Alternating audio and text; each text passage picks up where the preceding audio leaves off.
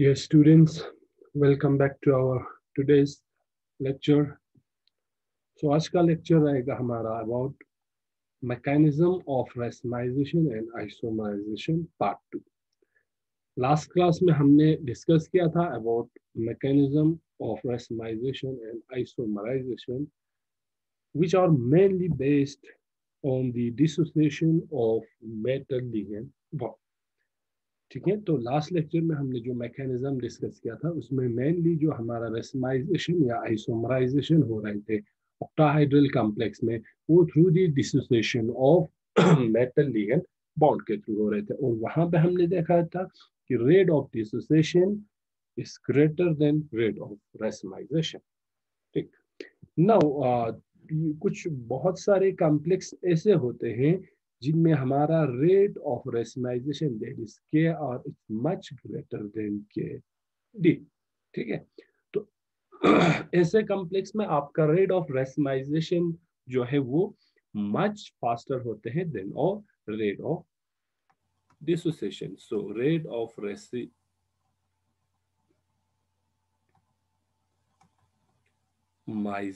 is much faster than this is rate of dissociation. Dissociation means ligand का dissociate होना from metal complex। ठीक, और ऐसे complex में आपका जो रेसमाइजेशन जो होता है ऐसे कॉम्प्लेक्स में, तो वो होता है without rapture of the bond. So in this cases racemisation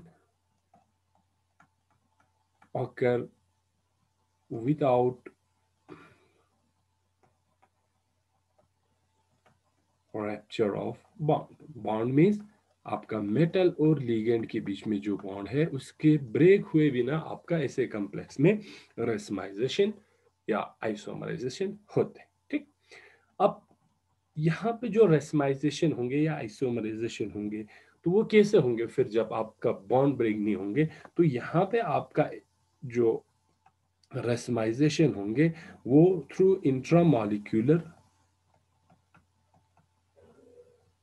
pathway को फॉलो करेंगे। ठीक है, तो विद इन द मॉलिक्यूल आपका बॉन्ड्स है वो अरेंज होंगे डिफरेंट कन्फिगरेशंस में, तो वहां से आपका आइसोमराइजेशन होंगे। तो जब हम यहाँ पे इंटरमॉलिक्यूलर पाथवे की बात करते हैं तो हमारे पास इस केस में 4 सिमेट्री अलाउड पाथवे हैं। 4 symmetry allowed, we can say intramolecular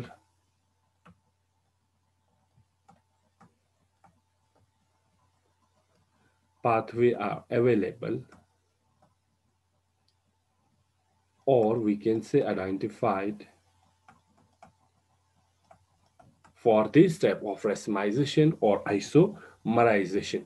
So यहाँ पे जो 4 types of pathway है वो है, सबसे पहले आपका push through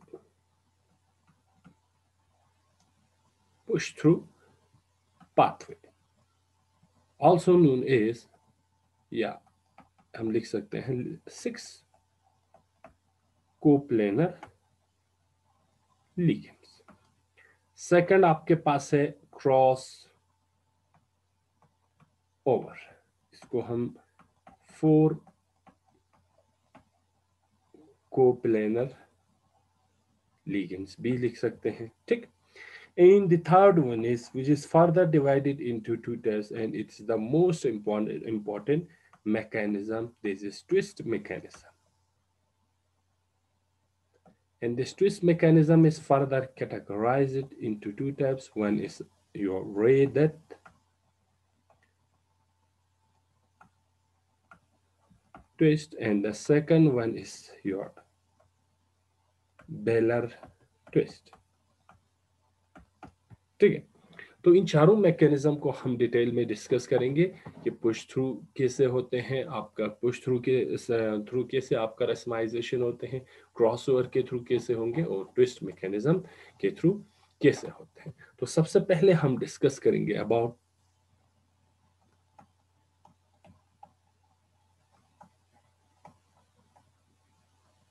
push through and crossover mechanism।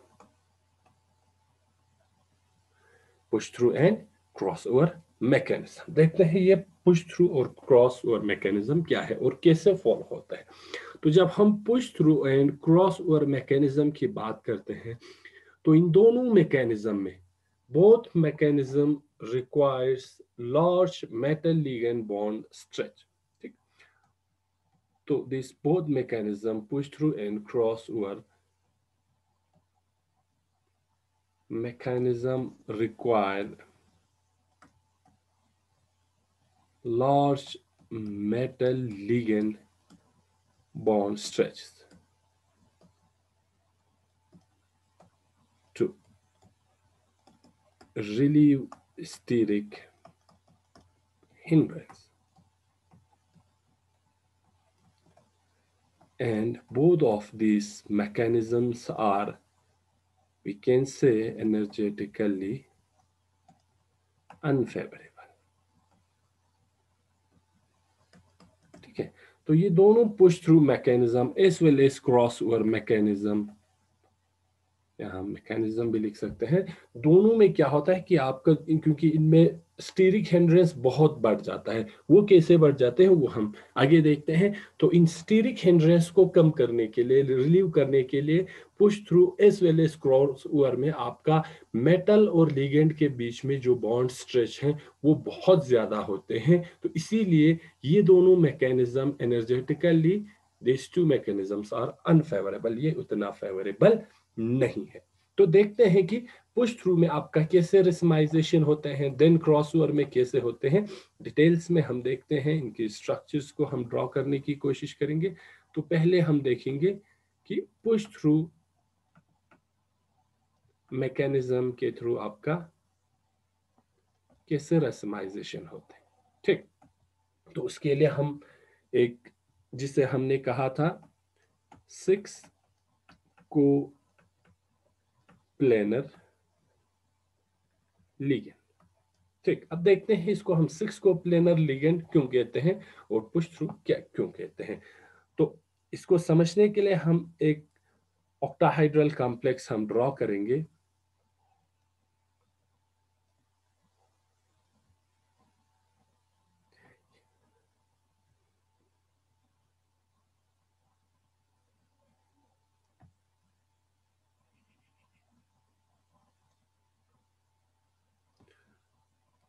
इनको इजीली समझने के लिए हम डिफरेंट कलर से इन बॉन्ड को ड्रॉ करेंगे, जिनमें हमने 3 बॉन्ड जो है वो रेड कलर से ड्रॉ किए हैं और 3 बॉन्ड हमने ब्लैक कलर से ड्रॉ किए, ठीक है। नंबरिंग करते हैं। दिस इज, पहले इनके बॉन्ड को हम बनाएंगे। यहाँ पे आपका एक ट्रिस कॉम्प्लेक्स है, तो इसमें आपका 3 बाइडेंटेड लिगेंड प्रेजेंट रहेंगे। इसको हम नंबरिंग करेंगे। This is your number 1 curve, this is 2, this is 3, this is 4, this is 5, and this is 6. 6 ligands are there, therefore this is an octahedral complexes। ये आपका, इसको हम रेक्टेन भी कह सकते हैं और इसकी सिमेट्री आपको मिलेगा D3, ठीक। अब पुशवर में क्या होगा, क्या पुशवर में क्या होंगे कि ये जो तीनों लिगेंड्स है, जो तीन जो आपके पास इस ऑक्टाहाइड्रल में ट्रेस चीलेड लिगेंड हैं, वो तीनों एक ही प्लेन में आ जाएंगे, इसीलिए इसका नाम 6 को प्लेनर लिगेंड भी रखा गया है, ठीक है। ऑल दिस लिगेटिंग हम ऐसे भी लिख सकते हैं, all the ligating atoms come in one plane, एक ही प्लेन में आ जाता है, किसमें, आपका पुश थ्रू मैकेनिज्म में। तो होंगे कैसे, इस ऑक्टाहाइड्रल कॉम्प्लेक्स को जब आप यहां से पुश करेंगे तो ये तीनों लिगेंड आपका एक ही प्लेन में आ जाएंगे, और इसको हम ऐसे रिप्रेजेंट कर सकते हैं।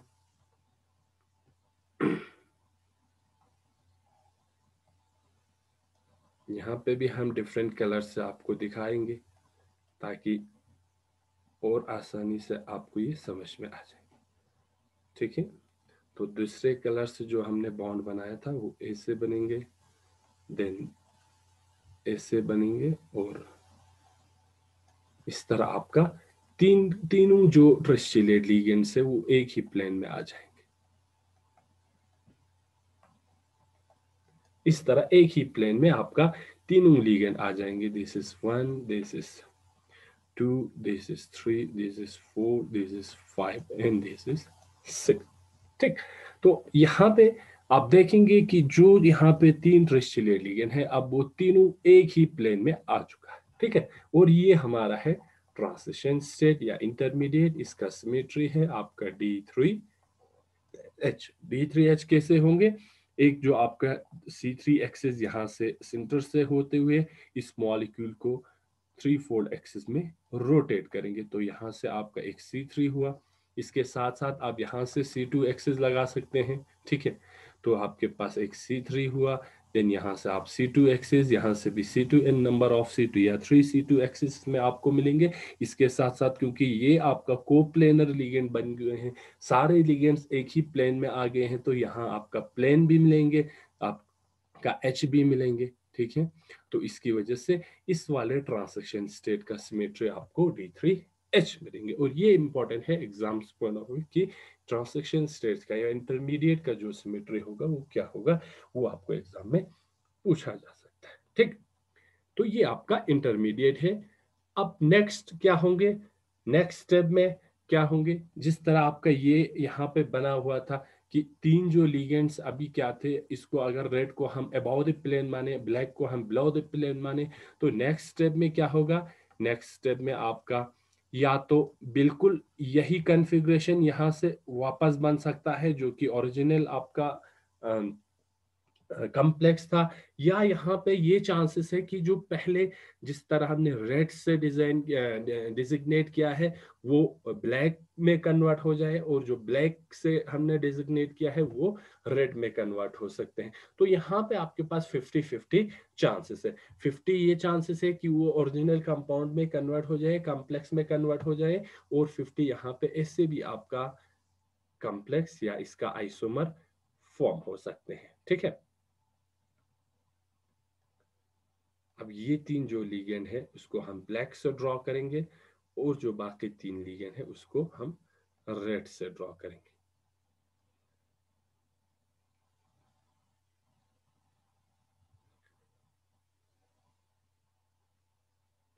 Then this is become your 1, 2, 3, 4, 5 and 6। ये दो आपका जुड़ जाएंगे, ये दो आपका जुड़ जाएंगे, और then this 4 and 1 will get connected। ठीक, तो जब आप इन दोनों को कंपेयर करेंगे तो हमारे पास यहाँ पे दो पॉसिबिलिटी आया कि ये जो इंटरमीडिएट है वो इधर आपका कन्वर्ट हो सकते हैं ओरिजिनल जो कंपाउंड था, जहाँ पे आपका फॉर एग्जांपल हम माने कि ये जो रेड है वो अबव द प्लेन है, ब्लैक आपका बिलो द प्लेन है, तो यहाँ पे भी आपका रेड अबव द प्लेन आ सकते हैं, ब्लैक कलर जो है बिलो द प्लेन जा सकते हैं। यहाँ पे आपका इसका रिवर्स सोच सकते हैं कि रेड जो है बिलो द प्लेन चले जाए, जो आपका ब्लैक वाले लिगेंड्स है वो अबव द प्लेन आ जाए, तो ये आपका फिर प्रोडक्ट बनता है, और इसका भी सिमेट्री आपको मिलेंगे D3। तो यहाँ पे हमारे पास क्या है, 50-50 चांसेस है। 50% आपका वापस अपना ओरिजिनल कंपाउंड बन सकते हैं, और 50% आपको इसका आइसोमर बन सकते हैं। ठीक है, तो यहाँ पे फिर आपका ऐसे पुश थ्रू मैकेनिज्म के थ्रू आइसोमराइजेशन या रेसिमाइजेशन हो सकता है। ठीक है, तो इसको हम रेसिमाइजेशन क्यों कहते हैं? क्योंकि विद टाइम हमारा ये वाला कॉम्प्लेक्स अगर इसको हम डेल्टा आइसोमर माने, ठीक है, तो ये आपका लेमडा आइसोमर फॉर्म करेंगे, तो इसीलिए हम इसको कहते हैं आइसोमराइजेशन या रेसिमाइजेशन की। ये डेल्टा आइसोमर से with time being through push mechanism ये अपना लेमडा आइसोमर में कन्वर्ट हो रहा है। ठीक है, और ये जो कन्वर्ट करेंगे ये किसकी वजह से ये जो आइसोमराइजेशन होंगे, वो लीगेंड बॉन्ड लीगेंड जो वाइब्रेशन रहता है ऑक्टाहाइड्रल कॉम्प्लेक्स में, उसके थ्रू आपका यहाँ पे ये वाला आइसोमराइजेशन हो जाता है। और इस जो ट्रांसक्शन स्टेट की या इंटरमीडिएट स्टेट की एनर्जी है वो बहुत ज्यादा होते हैं energetically, this mechanism is not much favourite, क्योंकि यहाँ पे आप देखेंगे 6 जो लिगेंड है आपका, या तीनों जो लिगेंड है एक ही प्लेन में आ चुका है, तो यहाँ स्टेरिकली हिंड्रेंस बहुत बढ़ जाता है। स्टीरिक हिंड्रेंस की वजह से ये एनर्जेटिकली फेवर्ड नहीं। ठीक, तो ये था आपका पुश थ्रू मैकेनिज्म। नेक्स्ट हम देखेंगे देन क्रॉस ओवर में क्या होता है। Second is our cross over mechanism. Cross over mechanism के थ्रू कैसे आपका रेसमाइजेशन होते हैं, इसको हम फोर कोप्लेनर लीगेंड्स भी कहते हैं। क्यों कहते हैं? पहले वाले मैकेनिज्म को पुश थ्रू को हमने 6 को प्लेनर लीगेंड लिखा था, क्योंकि उनमें 6 जो लीगेंड है सब एक ही प्लेन में आ रहे थे। अब यहाँ पे आपका 4 को प्लेनर लीगेंड मीन्स 3 में से 2 आपके जो बाइडेंटेड लीगेंड है वो एक ही प्लेन में आ जाएंगे। तो हम इसको ऐसे लिख सकते हैं, in this mechanism 4 atoms oblique ligands come into one plane। एक ही जो लिगेंड रहेंगे वो अपना पोजीशन चेंज नहीं करेंगे, बाकी 3 लिगेंड आपका, 2 लिगेंड आपका एक ही प्लेन में आ जाएंगे। तो इसको बनाने के लिए हम एक और ऑक्टाहाइड्रल कॉम्प्लेक्स हम ड्रॉ करते हैं। ये आपके पास एक ऑक्टाहाइड्रल कॉम्प्लेक्स है, ठीक है। अब यहाँ पे हमारे पास, क्योंकि हमने बोला कि 3 जो लिगेंड्स है, 2 लिगेंड एक ही प्लेन में आ जाएंगे, हम डिफरेंट कलर से इसको रिप्रेजेंट करते हैं। इसको हम ब्लैक से करते हैं। 2 और लिगेंड है आपके पास, इसको हम रेड से करते हैं, और बाकी 2 लिगेंड है इसको हम ग्रीन कलर से डिजिग्नेट करते हैं। तो ये आपका एक ऑक्टाहाइड्रल कॉम्प्लेक्स बनते हैं, 6 लिगेंड है, ठीक है। नंबरिंग करते हैं या पहले इसके बॉन्ड बनाते हैं। दिस, ये आपका एक बाइडेंटेड लिगेंड है, ठीक है। देन आपका ये आपका दूसरा बाइडेंटेड लिगेंड है, and this is your third bidentate. Numbering करते हैं, this is 1, this is 2, this is 3, this is 4, this is 5, and finally this is 6। तो ये आपका एक ऑक्टाहाइड्रल कॉम्प्लेक्स है, ठीक है। इसका भी आपका, ये इसको हम रेक्टेन मानते हैं, ये आपका D3 सिमेट्री है, ठीक। ये आपका डेल्टा आइसोमर, ठीक है। अब यहाँ पे क्रॉस ओवर मैकेनिज्म होंगे, क्रॉस ओवर के थ्रू इसमें आइसोमराइजेशन होना है। तो यहाँ पे हमने कंडीशन बताया है कि only one chelating ligand does not change its position। एक चिलेटिंग लिगेंड अपना पोजीशन इसमें चेंज नहीं करते हैं, बाकी 2 लिगेंड यहाँ पे अपना पोजीशन चेंज करेंगे। तो इसको हम देखेंगे कि कैसे आपका इसमें ट्रांसैक्शन स्टेट्स फॉर्म होंगे, ठीक है। तो इसको हम ऐसे ड्रॉ कर सकते हैं। पहले हम ड्रॉ करेंगे आपका ये ऑक्टाहाइड्रल का बेस स्ट्रक्चर, ये है आपका एक, ठीक। अब यहाँ पे आपका 2 लिगेंड अपने पोजीशन चेंज करेंगे। तो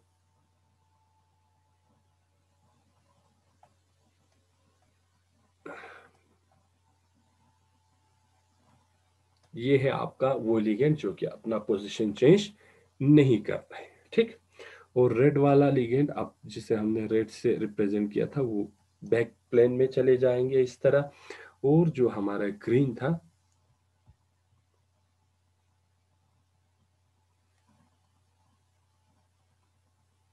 उसको आप ऐसे रिप्रेजेंट कर सकते हैं, ठीक। नंबरिंग करते हैं इसको हम, this is your 1, this is your 2, this is your 3, and this is your 4, and then this is your 5, and this is your 6, ठीक। ये ऐसे आपका बॉन्ड फॉर्मेशन होंगे। 2 5 अपना पोजीशन चेंज नहीं कर रहा है, ये 2 इधर बॉन्ड होंगे, और ये ऐसे, ठीक। तो ये आपका ट्रांसैक्शन स्टेट है, और इसका सिमेट्री नाउ ये आपका C D2V बन जाता है। ठीक है, पहले में आपका D3H था, अब क्रॉस ओवर मैकेनिज्म में आपका जो सिमेट्री है ट्रांजिशन स्टेट का वो आपका C2V बन रहा है। नेक्स्ट स्टेप में क्या होंगे, या ये वापस अपने ओरिजिनल कन्फिगरेशन डेल्टा आइसोमर में चेंज हो सकते हैं, या ये कन्वर्ट होके एक नया आइसोमर बना सकते हैं जिसे हम कहते हैं लैम्डा आइसोमर। क्या कहेंगे, लैम्डा आइसोमर। तो यहाँ पे ऐसे आपका वापस ये अपनी पोजीशन पे आ सकते हैं ऑक्टाहाइड्रल कॉम्प्लेक्स में, ये फॉर्म हो सकता है और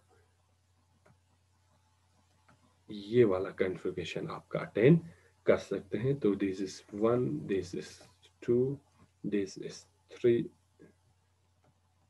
अब यहाँ पे बोथ ये आपका ऐसे फॉर्म हो सकते हैं आइसोमर।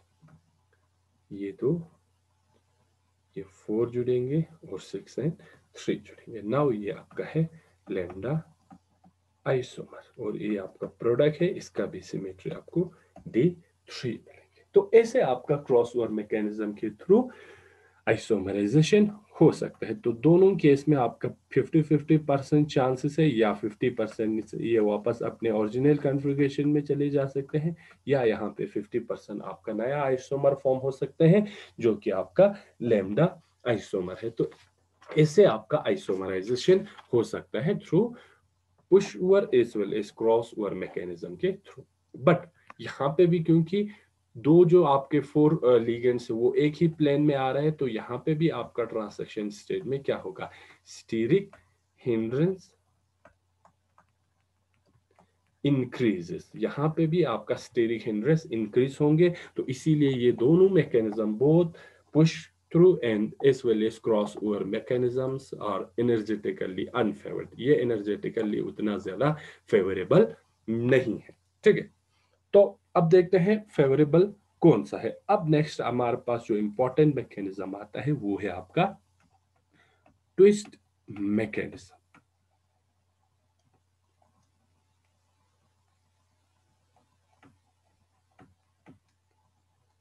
ट्विस्ट मैकेनिज्म, ठीक है, यहाँ पे क्या होंगे, आपके बोन में स्लाइटली ट्विस्ट आ जाते हैं। ठीक, और ये बहुत एनर्जेटिकली फेवरेबल है क्योंकि इनमें आपका इतना बॉन्ड में मेटल लिगेंड बॉन्ड में इतना ज्यादा स्ट्रेच नहीं होते हैं और इसीलिए वहां स्टीरिक हिंड्रेंस भी कम होते हैं। तो इसमें जो दो इंपॉर्टेंट ट्विस्ट मैकेनिज्म है वो है आपका एक रे दत्त मैकेनिज्म ट्विस्ट, क्योंकि रे दत्त ने इसको डिस्कवर किया था लेटर ऑन। इसके बाद दूसरा ट्विस्ट मैकेनिज्म डिस्कवर हुए जिसे हम कहते हैं बेलर ट्विस्ट, बेलर ट्विस्ट। ठीक है, अब ये रे दत्त को हम रोम्बिक ट्विस्ट भी कहते हैं। एग्जाम पॉइंट ऑफ व्यू से ये नाम आपको याद रखने होंगे। और बेलर को हम ट्राइगोनल ट्विस्ट भी कहते हैं। ये रोम्बिक और ट्राइगोनल कहाँ से आते हैं, ये इनके ट्रांजैक्शन स्टेट में जो ज्योमेट्री बनता है उसकी वजह से आते हैं। ठीक, नेक्स्ट रोम्बिक ट्विस्ट या रे दत्त ट्विस्ट कौन से कॉम्प्लेक्स में ये फॉलो हो सकते हैं, तो ये ऐसे कॉम्प्लेक्स में फॉलो हो सकते हैं जिसमें b ग्रेटर देन l होंगे और यहाँ पे b लेस देन l होंगे। तो ऐसे कॉम्प्लेक्स में आपका बेलर ट्विस्ट होंगे और अगर आपका b जो है ग्रेटर देन l होंगे तो वहां पे आपका रे दत्त ट्विस्ट हो सकते हैं। अब ये b और l क्या चीज है वो हम देखेंगे। तो अगर हम एक ऑक्टाहाइड्रल कॉम्प्लेक्स ड्रॉ करें तो वहां पे हम क्लियरली b और l को बता सकते हैं। तो पहले हम देखेंगे b क्या चीज है यहाँ पे। तो यहाँ पे b जो है वो डिस्टेंस है between donor atom. This b is the distance between donor atoms in the same chelate ligand। ठीक, b क्या है, distance between donor atoms in the same चीलेट ligand. For example हमारे पास एक बाइडेंटेड लिगेंड है, इथिलीन डाइमीन है, तो ऐसा हम इसको ड्रॉ करते हैं इथिलीन डाइमीन। ठीक। तो बी जो है वो डिस्टेंस है बिटवीन टू डोनर एटम्स। ये जो एक डोनर एटम्स और दूसरे डोनर एटम्स के बीच में जो डिस्टेंस है with in the chelate ligand, एक ही चिलेट लिगेंड में, तो उससे हम कहते हैं, उससे हम रिप्रेजेंट करते हैं बी। ठीक है। और एल क्या चीज है देन? एल आपका है, ये भी डिस्टेंस है। नाउ डिस्टेंस कौन सा है? Distance between donor atoms on neighboring chelating ligands, chilate ligand। तो ये क्या है? बी है आपका एक ही चिलेट लिगेंड्स के दो जो डोनर एटम्स होते हैं उनके बीच में कितना डिस्टेंस है वो है। एल क्या है? एल है आपका, अब आपके पास एक ट्रिस चिलेट कंपाउंड है तो उसमें आपके पास तीन जो लिगेंड रहेंगे, तीन जो बाइडेंटेड लिगेंड रहेंगे, तो वहां पे जो डिस्टेंस है between the donor atoms on the neighbouring chelate, यहाँ एक ये चिलेट लिगेंड है और ये दूसरा चिलेट लिगेंड है, इन दोनों के बीच में जो डिस्टेंस है उसको हम एल से रिप्रेजेंट करते हैं। तो ठीक है, तो रे डॉट ट्विस्ट कौन से कॉम्प्लेक्स में होंगे? जिनमें आपका distance between the donor atom in the same chelate ligand it's much greater than the distance between donor atom on the neighbouring chelate ligand. तो within the chelate ligand का जो bond distance होंगे between this two donor atoms वो ज्यादा होंगे, तो ऐसे compounds में या ऐसे कॉम्प्लेक्स में आपका रे डॉट ट्विस्ट होंगे। और अगर कंपाउंड ऐसे हैं या कॉम्प्लेक्स ऐसे हैं जिनमें आपका distance between the donor atoms in the same chelate ligand is less than distance between donor atom on the neighbouring chelate ligands, तो ऐसे कॉम्प्लेक्स में आपका क्या होंगे? रेटर या बेलर ट्विस्ट आपका फॉलो होगा। बेलर ट्विस्ट के थ्रू आपका इसमें रेसमाइजेशन। ठीक। अब ये ट्विस्ट मैकेनिज्म इंपॉर्टेंट क्यों है? क्योंकि जब हम ट्विस्ट मैकेनिज्म की बात करते हैं, this twist mechanisms require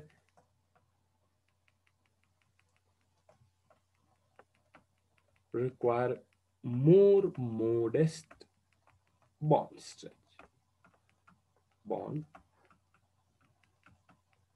stretch। यहाँ पे उतना ज्यादा बॉन्ड स्ट्रेच ज्यादा नहीं होते हैं, तो इसीलिए ये बिलीव करते हैं and are believed to account for racemization। तो इसी वजह से ये हम ये बिलीव करते हैं कि जो रेसमाइजेशन होते हैं वो ट्विस्ट मैकेनिज्म के थ्रू होते हैं, क्योंकि इनमें इतना बॉन्ड ज्यादा स्ट्रेच नहीं होते हैं। बॉन्ड ज्यादा स्ट्रेच नहीं होने से वहां स्टेरिक हिंड्रेंस कम होंगे। स्टेरिक हिंड्रेंस कम होने से आपका एनर्जेटिकली फेवरेबल रहेंगे ये मैकेनिज्म। ठीक। नेक्स्ट कैरेक्टरिस्टिक आपका रे डॉट का क्या है? जो रे डॉट मैकेनिज्म है, दिस रे डॉट मैकेनिज्म इन्वॉल्व्स, कैसे ये मैकेनिज्म फॉलो होंगे, तो कैसे रे डॉट ट्विस्ट होते हैं? This involves rotating A trigonal face. आपका एक ऑक्टाहाइड्रन की ट्राइगोनल फेस को रोटेट करना है, लेकिन that is not associated with a threefold axis of the complex। ठीक है। अब ये जो रेदत है वो एक ऑक्टाहाइड्रन की एक ट्राइगोनल फेस को क्या करना है? रोटेट करना है। लेकिन ट्राइगोनल फेस जो रोटेट होंगे वो C3 एक्सिस के थ्रू नहीं होंगे, थ्री फोल्ड एक्सिस के थ्रू नहीं होंगे। जब ये थ्री फोल्ड एक्सिस के थ्रू नहीं होंगे तो यहाँ पे जो ट्रांसैक्शन स्टेट है वहां पे आपको एक C2V ट्रांसैक्शन स्टेट नजर आएंगे। ठीक है।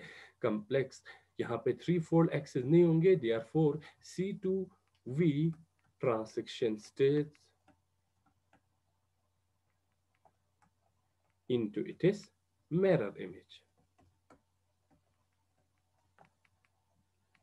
तो क्या होंगे? आपके पास एक ऑक्टाहाइड्रन है, ऑक्टाहाइड्रन पे क्या हो रहा है? रे डॉट ट्विस्ट हो रहे हैं, तो ये आपका एक ट्रांसैक्शन स्टेट बनेंगे। ठीक है। एक ट्रांसेक्शन स्टेट बनेंगे या इंटरमीडिएट बनेंगे जिसका सिमेट्री आपका C2 होंगे, और फिर वापस ये अपने मिरर इमेज में एक दूसरा ऑक्टाहाइड्रन में कन्वर्ट होंगे।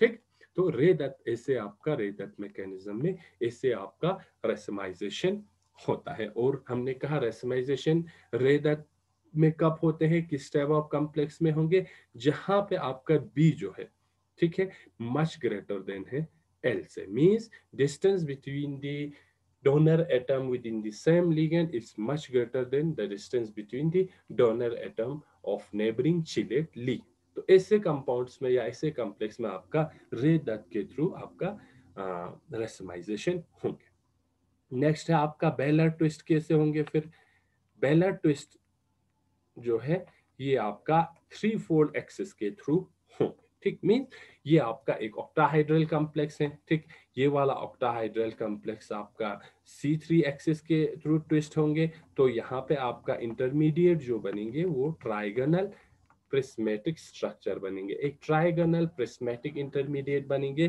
फिर से ये वापस एक ऑक्टाहाइड्रन में कन्वर्ट होंगे जो इसका मिरर इमेज होगा। और ये जो ट्रांसेक्शन स्टेट है इसका सिमेट्री आपका D3H है, क्योंकि ये जो फॉलो होगा वो C3V के थ्रू फॉलो होंगे। ठीक है, C3H के या C3 एक C3 एक्सिस होंगे, इसके साथ साथ नंबर ऑफ C2 एक्सिस भी होंगे। तो यहाँ पे इंटरमीडिएट जो है वो ट्राइगोनल प्रिस्मेटिक है, इसीलिए हम बेलर को ट्राइगोनल ट्विस्ट भी कहते हैं। यहाँ पे ये आपका रोम्बिक स्ट्रक्चर बनते हैं, तो इसीलिए इसको हम रोम्बिक ट्विस्ट भी कहते हैं। तो ऐसे आपका ये रे डेप्थ twist as well as Bailar twist follow होंगे। और बेलर ट्विस्ट किस टाइप ऑफ कॉम्प्लेक्स में होंगे, ऐसे कॉम्प्लेक्स में जिनमें आपका बी है वो लेस देन एल होंगे, means distance between the donor atom in the same ligand is less than the distance between the donor atom on the neighboring ligand। ठीक है, तो ऐसे आपका both Bailar twist as well as Ray डेप्थ twist follow. ठीक, तो इसको समझने के लिए हम एक ऑक्टाहाइड्रल कॉम्प्लेक्स को ड्रॉ करेंगे, फिर हम देखेंगे कि ऑक्टाहाइड्रल कॉम्प्लेक्स में कैसे आपका Bailar twist as well as Ray डेप्थ ट्विस्ट होंगे। तो अब एक ऑक्टाहाइड्रल कॉम्प्लेक्स को ड्रॉ करेंगे, तो ऐसे हम ड्रॉ कर सकते हैं जिनमें आपका दो लिगेंड क्या हो, ऐसे आप ड्रॉ कर सकते हैं जिनमें आपका दो लिगेंड बिलो द प्लेन, दो ligand within the plane, दो लिगेंड आपका अबाउट द प्लेन होंगे। तो इसको हम फर्दर इक्विवेलेंट इसका स्ट्रक्चर ऐसे भी बना सकते हैं। ठीक है, जिनमें आपका तीन जो लिगेंड है वो बिलो द प्लेन है और आप तीन जो प्लेन आपका अबव द प्लेन है, तो इसको आप ऐसे भी ड्रॉ कर सकते हैं। ठीक है, एक ऑक्टाहाइड्रल को नंबरिंग करते हैं L1, इसको डिनोट करते हैं L2 से, L3 से, देन आपका L4, then L5 and L6।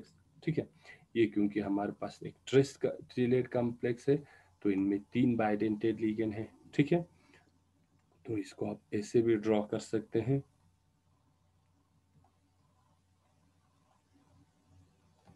L6। ठीक है, तो इस ऑक्टाहाइड्रन को फर्दर अगर हम और इजीली अगर हम ड्रॉ करने चाहें तो ऐसे भी आप ड्रॉ कर सकते हैं। इनको दो ट्रायंगल के थ्रू आप ड्रॉ कर सकते हैं। ये आपका एक ट्रायंगल है, ठीक है, ये आपका दूसरा ट्रायंगल है। ठीक है, तो ये जो फर्दर इमेजिनरी लाइन के थ्रू ये कनेक्ट रहता है इस तरह, ये आपका एक ऑक्टाहाइड्रन है। ठीक है, तो ये आपका एक ऑक्टाहाइड्रल स्ट्रक्चर है, 1 2 3 एंड 4 5 6। ठीक, जो हमारा लिगेंड है उसको हम रेड से डिनोट करेंगे। ये दोनों भी इस तरह जुड़ा हुआ है और इसके साथ ये एक तीसरा लिगेंड है जो कि आपका ट्रिस कंपाउंड में आप इसको ऐसे ड्रॉ कर सकते हैं। ठीक है, सो क्या होगा कि ये यहाँ पे जो जितने भी लिगेंड्स है, ये ऑक्टाहाइड्रन है, इनमें क्या होता है, मॉलिक्यूलर मोशन प्रेजेंट रहता है। ठीक है, ऑक्टाहाइड्रन में क्या रहता है, मॉलिक्यूलर मोशन प्रेजेंट रहता है लिगेंड्स के अंदर। तो इन मॉलिक्यूलर मोशंस की वजह से आपका क्या होता है, ये जो लिगेंड्स है ये अपने पोजीशन में क्या कर देते हैं, ट्विस्ट पैदा कर देते हैं। ठीक है, due to molecular motion in this octahedron हम ऐसे लिख सकते हैं, इन दिस ऑक्टाहाइड्रन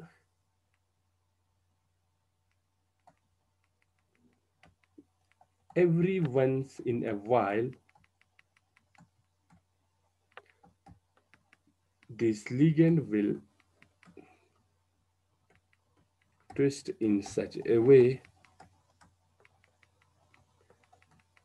that you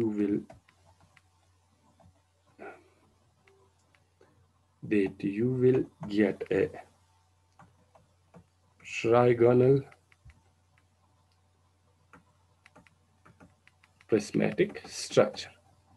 तो मॉलिक्यूलर मोशन की वजह से क्या होता है, इनमें लिगेंड वन से वेल अपने कन्फर्मेशन में ट्विस्ट पैदा करते हैं और आपको एक ट्राइगोनल प्रिस्मेटिक स्ट्रक्चर मिल जाता है। ठीक है, तो ऐसे आप ऑक्टाहाइड्रन को ड्रॉ कर सकते हैं। नाउ हम देखते हैं कि कैसे आपका रे द ट्विस्ट और बेलर ट्विस्ट फॉलो होते हैं। तो सबसे पहले हम देखते हैं बेलर ट्विस्ट को। बेलर ट्विस्ट को हम कैसे रिप्रेजेंट कर सकते हैं, तो बेलर ट्विस्ट को हम ऐसे रिप्रेजेंट कर सकते हैं। पहले तो हम एक ऑक्टाहाइड्रन ड्रॉ करेंगे। ऑक्टाहाइड्रन हम कैसे ड्रॉ करेंगे, हमने ऑलरेडी आपको बताया था, दो ट्रायंगल के थ्रू आप या ड्रॉ कर सकते हैं, या आप तो ऐसे ट्रायंगल के थ्रू भी आप एक ऑक्टाहाइड्रन को ड्रॉ कर सकते हैं। ठीक, तो ये आपका प्रॉपर हम ऑक्टाहाइड्रन को बना देते हैं।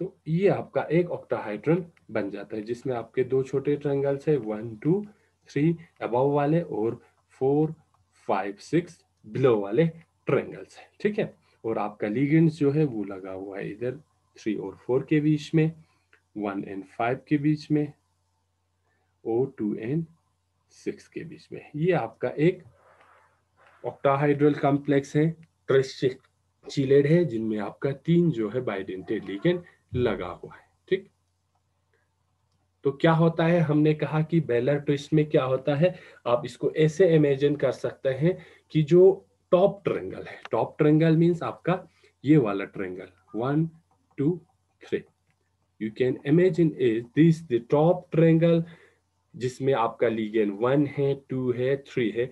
ये ट्विस्ट होता है इस in such a way that a prismatic structure will form. ठीक है, ये जो ऊपर वाले ट्रायंगल हैं वो ट्विस्ट करेंगे, वो ऐसे घूमेंगे, ऐसे घूमेंगे तो आपको एक ऐसा स्ट्रक्चर बन जाएगा जिनमें आपका ये जो ऊपर वाले ट्रायंगल ही आपका क्या करेंगे, ट्विस्ट करेंगे। तो ऐसा आपको एक स्ट्रक्चर मिलेंगे जो कि आपका है प्रिस्मेटिक स्ट्रक्चर। नीचे वाले ट्रायंगल पे कुछ नहीं हो रहा, आपका जो रोटेट हो रहा है वो आपका ये ऊपर वाला ट्रायंगल मूव हो रहा है। तो 1 इधर आएंगे आप, ठीक है, ये वाला ऐसे मूव कर रहे हैं। ठीक है,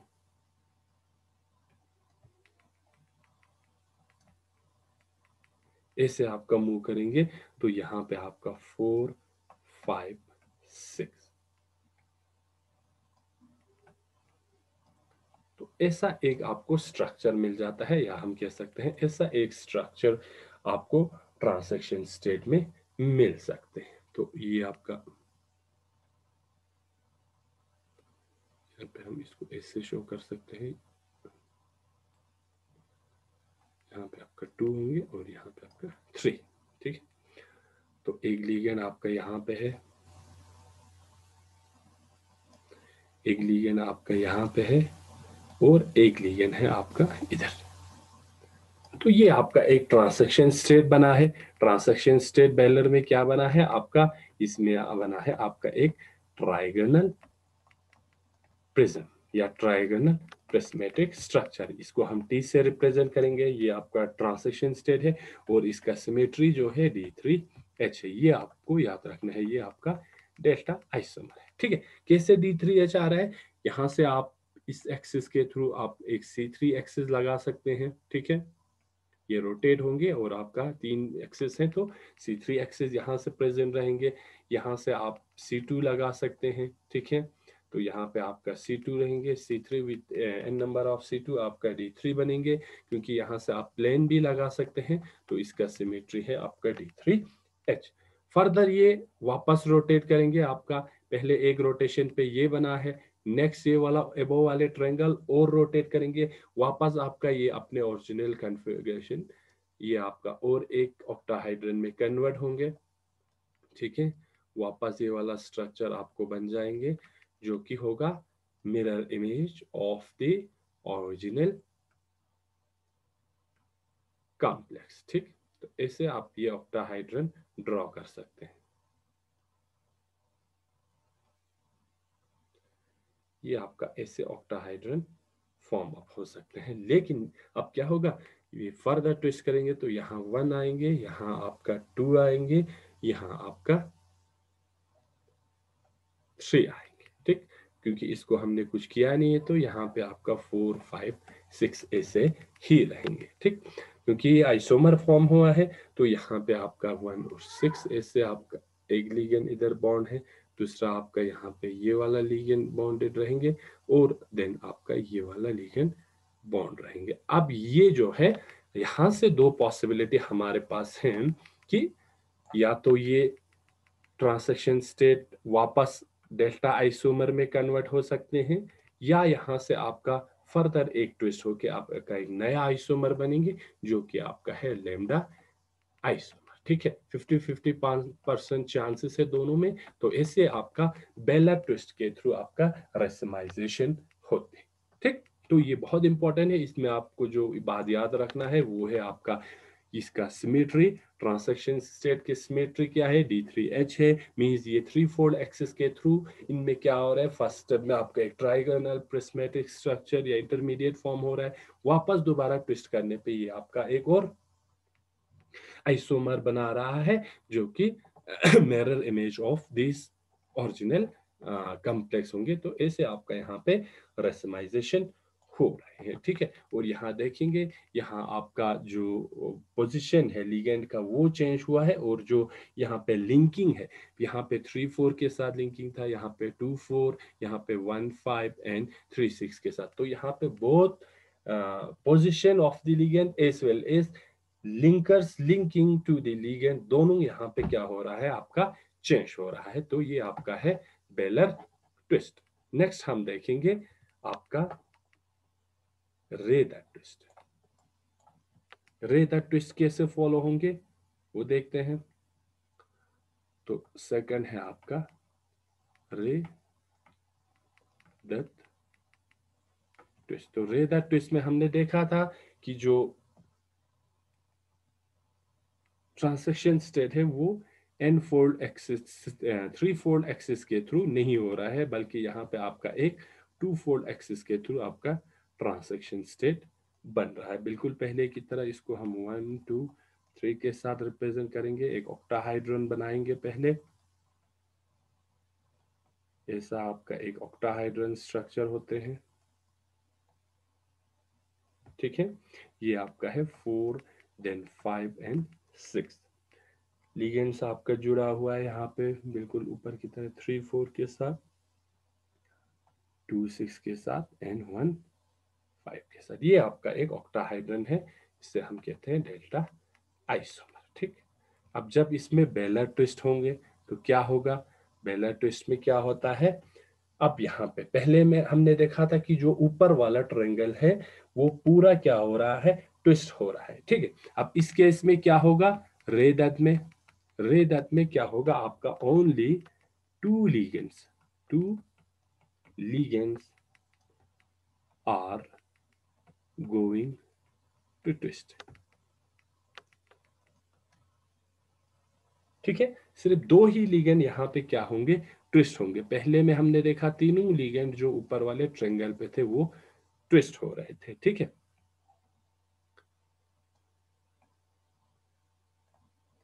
तो यहाँ पे आपका जो ट्विस्टिंग होगा वो सिर्फ दो लिगेंड होंगे, सिर्फ दो लिगेंड होंगे। तो देखते हैं कैसे आपका ये लिगेंड फॉर्म हो रहा है, ठीक। तो यहाँ पे जो पोजीशन चेंज करेंगे वो 1 और 6 करेंगे, लिगेंड 1 और 6। अब ये जो दो ही लिगेंड चेंज करेंगे तो यहाँ पे 6 आ जाएंगे, 2 यहाँ पे है, ठीक है, और इसका आपका 3 4 5। यहाँ पे आपको एक ऐसा स्ट्रक्चर फॉर्म होंगे in case of Ray Dutt twist में, in case of Ray Dutt twist, ठीक। तो एक लीगेंड इधर लगा हुआ है आपका, एक लीगेंड यहाँ पे लगा हुआ है, और इसके साथ साथ एक लीगेंड यहाँ पे लगा हुआ है, ठीक। नाउ यहाँ पे ट्रांसैक्शन स्टेट्स जो बनेंगे वो हमने देखा था कि इसमें ट्रांसैक्शन स्टेट C2V सिमेट्री को फॉलो कर रहे हैं, क्योंकि इसमें आपका 3 फोल्ड एक्सिस सिमेट्री नहीं बन रहे हैं, ठीक। वापस जब ये ट्विस्ट करेंगे तो आपका वापस ऑक्टाहाइड, ठीक है। तो नेक्स्ट स्टेप में क्या होगा, क्योंकि यहाँ पे दो ही लिगेंड अपने पोजीशन चेंज कर रहा है, वापस आपका एक ऑक्टाहाइड्रन बनेंगे, ठीक है।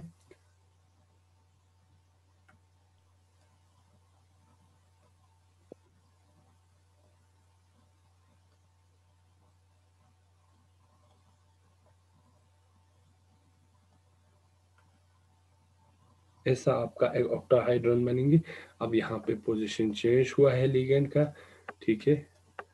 ऐसे आपका दो लिगेंड अपने पोजीशन को चेंज करेंगे और आपका एक नया आइसोमर बनेंगे जो कि होगा आपका डेल्टा आइसोमर, ठीक है। तो लिगेंड्स जो अटैच होंगे आप 3 और 5 के बीच में, 4 एंड 6 के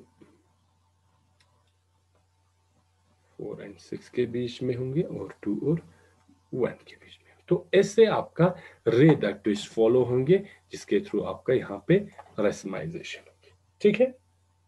तो डिफरेंस कहाँ पे था कि इन केस ऑफ बेलर ट्विस्ट आपका एक पूरा ट्रायंगल फेज, ये ऊपर वाले छोटे ट्रायंगल का फेस क्या कर रहे हैं, तीनों लिगेंड रोटेट हो रहे हैं। However in case of Ray Dutt twist, Ray Dutt twist में क्या हो रहा है, आपका दो ही लिगेंड अपने पोजीशन को चेंज कर रहा है, only 2 ligands are going to twist, दो लिगेंड यहाँ पे ट्विस्ट हो रहे हैं। अब यहाँ पे हमने 1 और लिगेंड 6 को यहाँ पे हमने क्या किया, ट्विस्ट किया, ठीक है। ये क्या है एक्चुअली, ये इमेजिनरी फेसेस है, ये आपका एक पूरा क्या है, ऑक्टाहाइड्रन है जो कि सिमेट्रिकल है, तो ये सारे फेस क्या होंगे, बराबर होंगे। तो इस केस में हमने क्या किया, सिर्फ लिगेंड 1 और लिगेंड 6 को ट्विस्ट किया, तो आपका ऐसा एक स्ट्रक्चर बना। अब ये स्ट्रक्चर क्या होंगे, इसमें C3 ये जो है कंप्लीटली इस तरह प्रिस्मेटिक स्ट्रक्चर नहीं होंगे, बल्कि यहाँ पे क्या बनेंगे, रोम्बिक स्ट्रक्चर बनेंगे, जिसके वजह से यहाँ पे इसका सिमेट्री जो है ट्रांसैक्शन स्टेट का C2V आया था, लेकिन C2V आया है, लेकिन इन केस ऑफ बेलर ट्विस्ट में हमने देखा था वो कंप्लीटली एक प्रिस्मेट्रिक स्ट्रक्चर फॉर्म कर रहे थे, जिसकी वजह से इनमें C3 एक्सिस प्रेजेंट है, ठीक है। तो यहाँ पे ये इंपॉर्टेंट बात ये है, ट्रांसैक्शन स्टेट्स की सिमेट्री क्या है, तो ये सब आपको याद रखना है, ठीक है। तो क्या हुआ यहाँ पे आपका लिगेंड जो है 1 2 6 जो है 1 2 6 ने अपने पोजीशन चेंज किया रिलेटिविटी लिगेंड 3 4 5, ठीक है। लिगेंड 3 4 5 अपना बिल्कुल भी पोजीशन चेंज नहीं कर रहा है, यहाँ पे भी उसी जगह पे है, यहाँ पे भी उसी जगह पे प्रेजेंट हो रहे थे, ठीक है। तो 1 मोर रोटेशन पे आपका और एक आइसोमर बना, डेल्टा आइसोमर। तो यहाँ पे दो चांसेस है, इधर ये ट्रांसैक्शन स्टेट वापस अपने डेल्टा फॉर्म में कन्वर्ट हो सकते हैं, और या ये ट्रांसैक्शन स्टेट फर्दर नए आइसोमर जो कि इसका मिरर इमेज होगा डेल्टा आइसोमर में कन्वर्ट हो सकते हैं, ठीक है।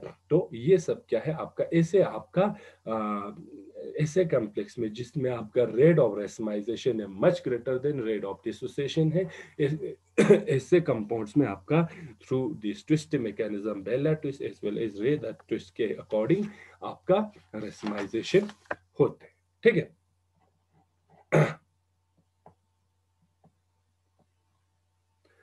ठीक है, तो इसको समझाने के लिए और एक स्ट्रक्चर हम ड्रॉ करेंगे इजीली, वहां से आपको और भी क्लियरली समझ में आएगा। और अगर यहाँ पे थोड़ा प्रॉब्लम है तो और सिंपल स्ट्रक्चर ड्रॉ करेंगे हम। ऑक्टाहाइड्रन को ऐसे भी हम ड्रॉ कर सकते हैं, ये आपका एक ऑक्टाहाइड्रन है, तो इसको हम ऐसे भी स्ट्रक्चर हम बना सकते हैं, ऑक्टाहाइड्रल स्ट्रक्चर। सिमिलरली यहाँ पे भी इसका सारा फेस होगा इस तरह,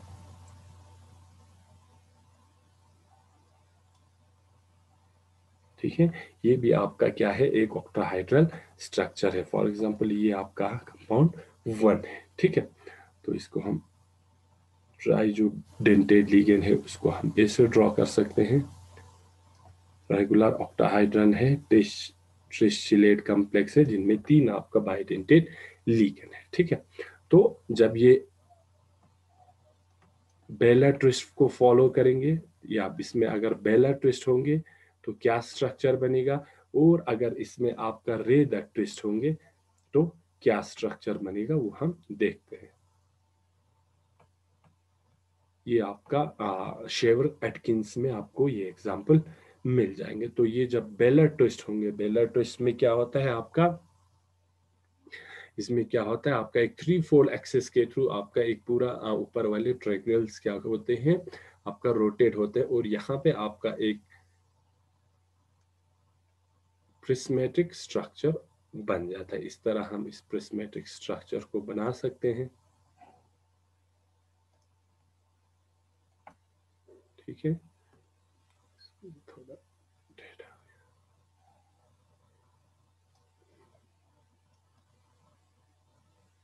ऐसा आपका एक इंटरमीडिएट स्ट्रक्चर बन सकता है, या हम कह सकते हैं आपका इंटरमीडिएट स्टेट बन सकते हैं, जिसको हम ऐसे ड्रॉ कर सकते हैं।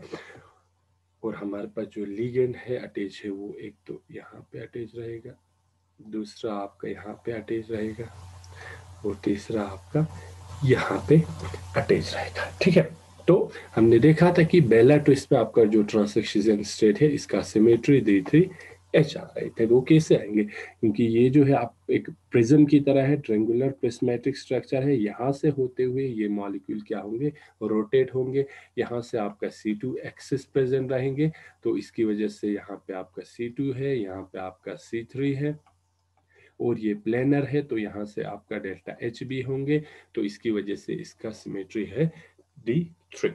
ठीक, अब अगर इसी को हम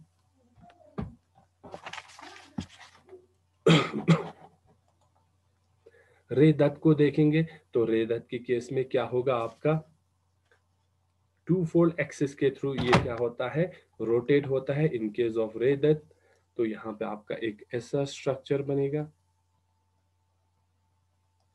सिमेट्रिकल स्ट्रक्चर नहीं बनेंगे इन केस ऑफ रे दत्त। यहाँ पे भी क्योंकि ये C2 2 फोल्ड एक्सिस के थ्रू ये रोटेट हो रहे हैं, तो यहाँ पे उतना आपका सिमेट्रिकल स्ट्रक्चर फॉर्म नहीं होंगे। ठीक है, तो ये आपका ऑक्टाहाइड्रन है। ठीक है, ट्रायगोनल प्रिस्मेटिक स्ट्रक्चर फॉर्म होंगे, और जो लिगेंड यहाँ पे अटैच रहेगा वो आपका ऐसे अटैच रहेंगे। एक लिगेंड इधर है, एक लिगेंड आपका यहाँ पे है, और एक लिगेंड ये आपका यहाँ पे। ठीक है, तो ज्यादा सिमेट्री नहीं होने की वजह से यहाँ पर आपका सिर्फ एक ही C2 एक्सिस प्रेजेंट रहेंगे यहाँ से। ठीक है, क्योंकि यहाँ पे जो रोटेट हो रहे हैं वो सिर्फ 2 ही एक्सिस रोटेट हो रहे हैं, तो इसमें ट्रांसलेशन स्टेट में जो सिमेट्री है वो आपका C2V अकॉर्डिंग होते हैं। तो जब इसमें और एक बार रोटेशन होंगी, इसको हम ऐसे यहाँ तक एक्सटेंड कर सकते हैं, तो यहाँ पे और एक अगर फर्दर रोटेशन होंगे तो ये वापस अपना ऑक्टाहाइड्रल स्ट्रक्चर में कन्वर्ट होंगे, जो कि होगा mirror image of the original complex. ठीक है, मिरर इमेज होंगे आपका ओरिजिनल कॉम्प्लेक्स का, जो कि आपका 1 था। यहाँ पे वापस एक ऐसा आपका ऑक्टाहाइड्रन फॉर्म होंगे।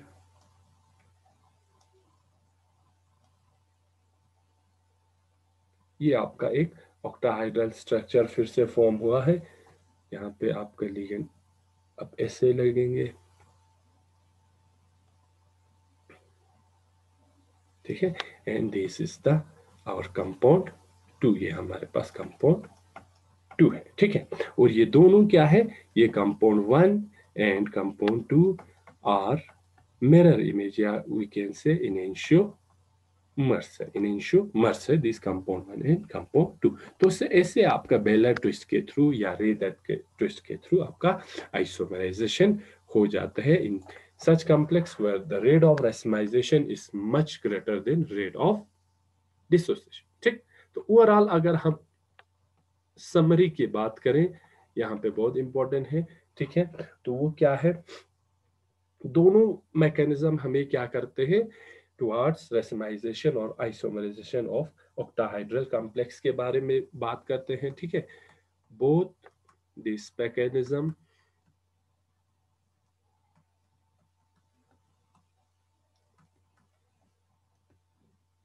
are proposed for racemization and isomerization of octahedral complexes, लेकिन किसके लिए? particularly for trichylate complexes, ऐसे कॉम्प्लेक्स जिनमें क्या है, तीन आपका बाइडेंटेड लिगेंड प्रेजेंट है। ठीक है, दूसरा क्या है आपका इंपॉर्टेंट जो पॉइंट आपको याद रखना है कॉम्पिटिटिव एग्जाम के लिए, बेलर ट्विस्ट जो है वो अंडरगोस होता है D3H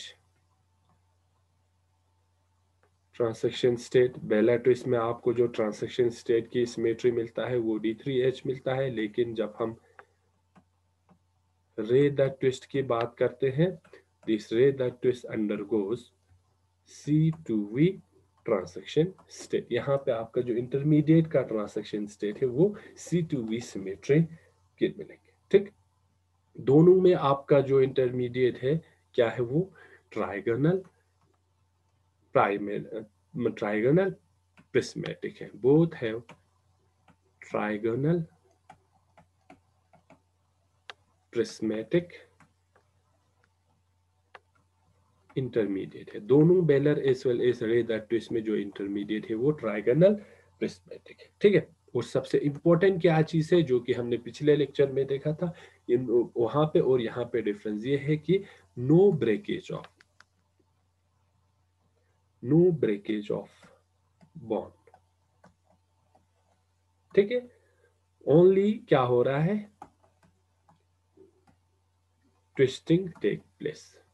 दोनों में क्या हो रहा है, कोई भी बॉन्ड ब्रेक नहीं हो रहा है, सिर्फ जो बॉन्ड क्या हो रहा है, ट्विस्ट हो रहा है। एक बॉन्ड ट्विस्ट होके दूसरे पोजीशन पे आ रहा है, दूसरा बॉन्ड ट्विस्ट होके दूसरे पोजीशन पे आ रहे हैं। तो यही डिफरेंस है कि लिगेंड डिसोसिएशन मैकेनिज्म के थ्रू कैसे आइसोमराइजेशन होते हैं, और without breakage of any bond through twisting और पुश ओवर और क्रॉस ओवर मैकेनिज्म के थ्रू कैसे आपका ऑक्टाहाइड्रल कॉम्प्लेक्स में, पर्टिकुलरली ट्रिस्चिलेट कॉम्प्लेक्स में आपका आइसोमराइजेशन हो जाता है। ठीक है, तो इंपॉर्टेंट बात यह है, सिमेट्री को आपको याद रखना है। ठीक है, कैसे आपका कॉम्प्लेक्स, कौन से कॉम्प्लेक्स आपका रेत दिखाएंगे, कौन सा कॉम्प्लेक्स आपका बेलर ट्विस्ट दिखाएंगे। अगर आपका bond distance with in the ligand है मच ग्रेटर देन आपका bond distance between the neighbouring donor atom of the chelate ligands, तो वहां पे आपका बेलर ट्विस्ट होंगे। और अगर आपका bond distance with in this chelate single chelate donor atoms is less than आपका distance between the donor atom of neighbouring chelate groups, वो अगर होंगे तो आपका इसमें रेट ट्विस्ट हो।